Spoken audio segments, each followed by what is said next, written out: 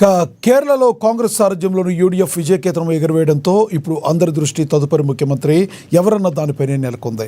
ఈ నేపథ్యంలోనే కేరళలో కొత్త ప్రభుత్వాన్ని కొలువు తీర్చేందుకు కాంగ్రెస్ అధిష్టానం కసరత్తు ప్రారంభమైంది. కేరళలో శాసనసభాపక్ష నేతను ఎన్నుకునేందుకు ఎమ్మెల్యేల అభిప్రాయాలను సేకరించేందుకు ఇద్దరు సీనియర్ నేతలను పరిశీలకులుగా నియమించింది. అజయ్ మాకెన్, ముకుల్ వాస్నికల్ను కేరళ పరిశీలకులుగా బాధ్యతలు అప్పగించింది.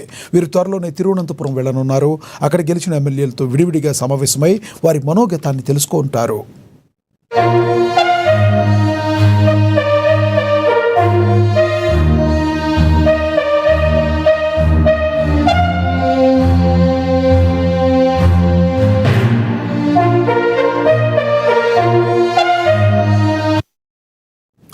కేరళలో కాంగ్రెస్ సారథ్యంలోని యూడీఎఫ్ విజయకేతనం ఎగరవేయడంతో ఇప్పుడు అందరి దృష్టి తదుపరి ముఖ్యమంత్రి ఎవరు అన్నదానిపై నెలకొంది.